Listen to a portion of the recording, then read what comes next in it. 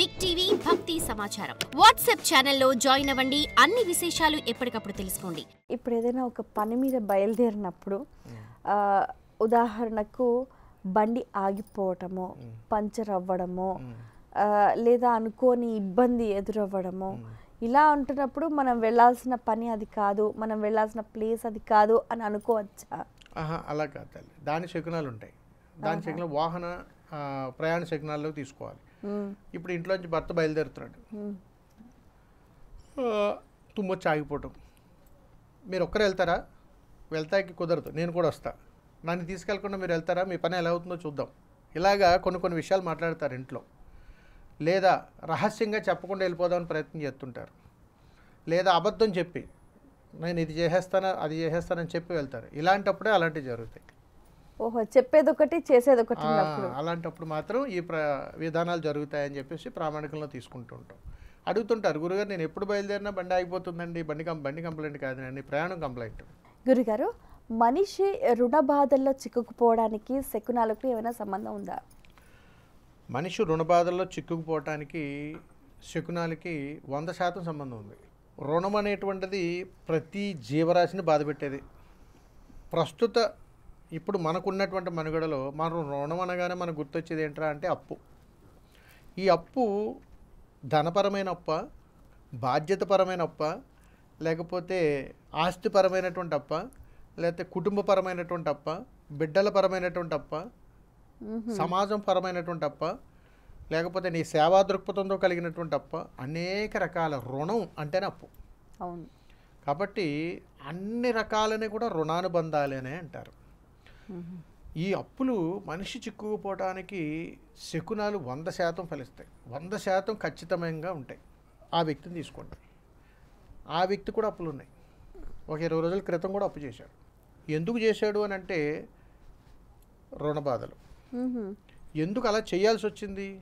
ఆ సమయానికి డబ్బులు సమకూరక, అప్పటి వరకు చేతిలో ఉండి ఖాళీ అయిపోవటం, అప్పటి వరకు వ్యాపారం బాగా సాగి ఆగిపోవటం, ఈ నెలంతా నిల్వలో ఉండి వచ్చే నెలంతా అప్పు పాలవటం, ఇవన్నీ రుణబాధల్లోకి వస్తాయి.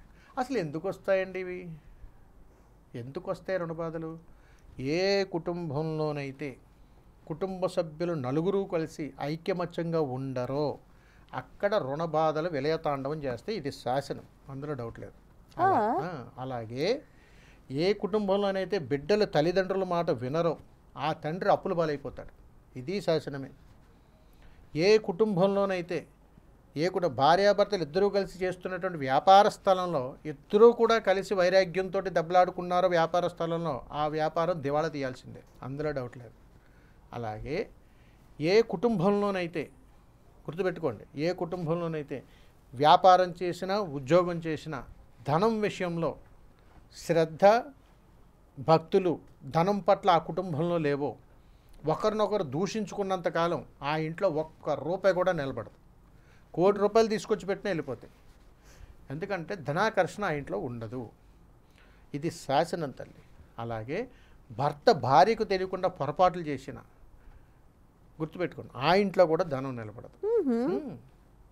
ఇవన్నీ రుణబాధలు, రుణానుబంధాలు.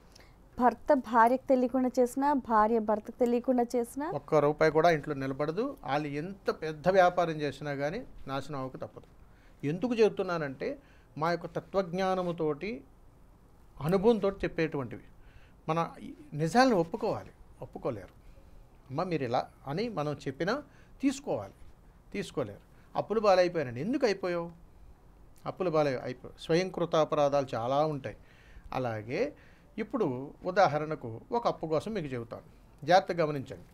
నేను ఒక బ్యాంక్ లోన్లో అప్పు తెచ్చుకుందామని అనుకుంటున్నాను. బ్యాంకుకు బయలుదేరుతున్నా, అప్లికేషన్ పెట్టాను, వాళ్ళు రండి అప్పు తీసుకుందరు కానీ అని అన్నారు. సరే అని చెప్పేసి నేను బయలుదేరా. వెళ్ళే మార్గ మధ్యలో నాకు మురికి కాలువలో పడిపోయినటువంటి జంతువులు, ఒకవేళ నా కాళ్ళకు పాదరక్షకులు నేను ఏదైనా కాలువ దాడుతూ ఇబ్బందులు, ఆ వెళ్ళేటువంటి సమయంలోనే ఎవరైనా యాచకుల్ని నేను తిట్టడం, చేయి ఖాళీ లేదు వెళ్ళిపో అని చెప్పేసి బిగ్గరగా మాట్లాడటం, ఇంకా కొద్దిగా ఎదరకపోతే గ్రద్దలు రాబొందులు పైన సంచారం చేయటం, ఇంకా కొంచెం ఎదరకపోతే ఎక్కడైనా మనకు ఎదురయ్యేటువంటి సందర్భాల్లో కాకులు కానీ ఏదైనా వచ్చి తల మీద తన్నటం, భుజాల మీద తన్నటం, తాకి వెళ్ళటం, మనం తీసుకునేటువంటి వెహికల్స్ ఏదైతే వేసుకుని వెళ్తున్నామో దాని మీద అవి మల విసర్జనలు చేయటం, అప్పుడే మల విసర్జనకి ఎవరైనా వెళ్ళిన వాళ్ళు మనకి ఎదురై రావటం గుర్తుపెట్టుకోండి. అదేవిధంగా ఈ బహిష్టు సంబంధించినటువంటి స్త్రీలు ఎదురు రావటం, ఇలాంటి పనుల్లో మన ఇంటి దగ్గర నుంచి బయలుదేరి బ్యాంకుకి వెళ్ళే మార్గ మధ్యలో ఎవరైనా మనకు తారసపడితే ఆ పనులు వాయిదా పడతాయి. మనకు తెలియదు కదా గురుగారు, వీళ్ళందరూ ఎదురొస్తే అవునో కాదో మనకి ఎట్లా తెలుస్తుందంటే, అంతకుముందు నువ్వు చేసినటువంటి స్వకర్మల ఫలం ఈ కర్మఫలం. అంతకుముందు నేను వీళ్ళందరికీ అపశకునంగా వెళ్ళా కాబట్టి నేను శుభంగా బయలుదేరి వెళ్దామన్నా నాకు వచ్చేటువంటి అపశకునం ఎదురవుతుంది అని అర్థం. అందుకని మనకు తెలుసుండగా ఒకరికి హాని చేయొద్దు అని అంటాను. అంటే నేను బయలుదేరేది మంచి మనసుతో నేను బయలుదేరుతున్నాను, నేను వెళ్ళేటప్పుడు నాకు ఎంతమంది ఎదురొచ్చినా వాళ్ళందరికీ మంచి జరగాలి అనే ప్రయాణం నువ్వు గతంలో చేసుంటే ఈరోజు ఈ కర్మ నువ్వు అనుభవించవు. అందుకని దీని నుంచి ఎవరు తప్పించలేరు అని అంటాం. అందుకని వారు ఎంత ప్రయత్నం చేసినా అది అవ్వదు పని. ఎందుకు అవ్వట్లేదంటే ఏదో ఒక పేపర్లోటో ఇంకోటో అవుతుంది, అసలు గమ్యానికి చేరుకోలేరు. ఇది ఈ రుణానుబంధాల్లో ఉంటుంది. ఉదాహరణకు తల్లిదండ్రులు ఆస్తి రుణం తీసుకుందాం. వీళ్ళ ఇంట్లోనేమో మూగజీవాలు పెంచుతారు, కొంతమంది పక్షులు పెంచుతారు, కుందేళ్ళు పెంచుతారు, పావురాలు పెంచుతారు, లేకపోతే కోళ్ళు పెంచుతారు, రకరకాలన్నీ కూడా మూగజీవాలన్నింటినీ పెంచుతూ ఆనందపడుతుంటారు. కొద్ది రోజులు వాటిని చంపుకొని వాళ్ళు కూడా తింటారు. ఇలాంటివన్నీ జరుగుతాయి. వీళ్ళకి కుటుంబ పరంగా ఎప్పుడు వైరాగ్యాలే, వారి సంసార జీవితాలు బాగోవు, వారి యొక్క భావబంధాలు బాగోవు, వారి దాంపత్య జీవితాలు వినాశనం అయిపోయి, వాళ్ళ యొక్క కుటుంబ పరంగా తల్లిదండ్రుల నుంచి అన్ని రకాలుగా వాళ్ళ సమస్యలు ఎదుర్కోవాల్సింది. వీరి జీవితంలో ఖచ్చితంగా గుర్తుపెట్టుకోండి. మీరు అడిగారు ఇందాక, మళ్ళీ చెప్తున్నా, ఏ గృహంలోనైతే మూగజీవాలు అధికంగా పెరుగుతున్నాయో వారి జీవితంలో ఎప్పటికైనా సరే పోలీస్ స్టేషన్లో కోర్టు మెట్లు ఎక్కాల్సిందే. రాసి పెట్టుకోండి, ఖచ్చితంగా జరిగి తీరుతుంది. ఇది శాసనం అన్నమాట. ఏ కుటుంబమైనా కానీ అంత విధానంగా శకున శాస్త్రాలు ఉంటాయి, మనం గమనించాలి. అలాగే ఈ రుణాల్లో భార్యాభర్తలు కానీ, బిడ్డల గురించి కానీ, ఇంకొకరి గురించి కానీ కాస్త కూస్త ధనం తెచ్చుకొని అప్పుకు బయలుదేరుతారు. అంటే బ్యాంకులకు కాదు, పర్సనల్గా ఎవరి దగ్గరికైనా అప్పులకు బయలుదేరి వెళ్తుంటారు. ఈ బయలుదేరి వెళ్తున్నప్పుడు భార్యాభర్తలకి ఇద్దరికీ పడదు. నువ్వు సంతకం పెడితే ఆయన ఇస్తానన్నారు, నేను పెట్టను అని అంటారు. అంటే ఒక అండర్స్టాండింగ్ లేనటువంటి అప్పు కోసం ప్రయాణం చేయడం అపశకునమే. ఇవన్నీ ప్రతి దాంట్లోనూ శకునాలు ఉన్నాయి తల్లి. అందుకని మంచి జరగాలి అంటే కావాలని ఈ శకునాన్ని మనం తెచ్చుకోకూడదు. అంటే always positive thinking, positive attitude ఉంటే ఇవన్నీ ఏముండవు. అంటే మంచి ఆలోచనలతోటి మనం ఎప్పుడు ప్రయాణం చేసినా మనం ఎంతమందికి మంచిస్తున్నామో అదే మంచి మనకి రేపు మన కష్టాలు ఉన్నప్పుడు కాపాడుతుంది అని దీని పరమార్థం, శకున పరమార్థం అది.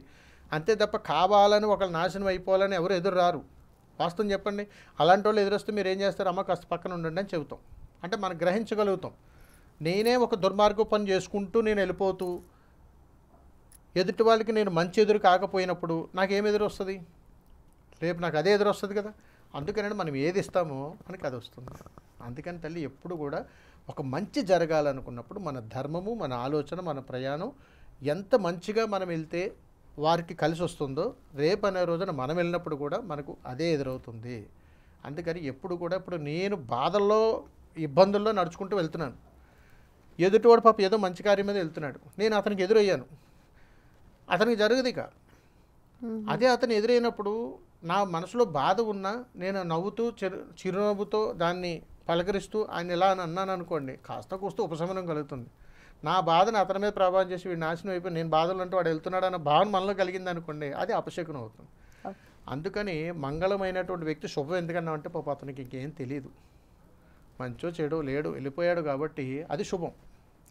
అలాగనమాట మనిషి కూడా శుభం కలగాలనంటే ఇప్పుడు చెప్పండి, ఆ శుభం ఈ శుభం రెండు ఒకటే. ఎందుకనంటే అది వెళ్ళిపోయిన తర్వాత ఇంకేం తెలియదు, మనం ఉండగా కూడా అలా ప్రవర్తించాలి అని అంటాను. అందుకని ఈ రుణానుబంధాల్లో చాలా రుణాలు ఉంటాయి తల్లి. ఒక్కొక్కరు చూడండి, ప్రతిరోజు ఇంట్లో అప్పుల కోసం గొడవలు అవుతాయి. అవును, మీరు గమనించారా? అవును. వీరికి ఎందుకు జరుగుతుంటాయి? వీరి అపశకునాలు ఏంటి? వీరు విడిచిన వస్త్రాలు హాల్లోనే ఉంటాయి. వీరికి 5 రోజులకి 6 రోజులకి రుణబంధాలు ఎప్పుడు ఉంటానే ఉంటాయి. For more videos like this, subscribe Big TV channel.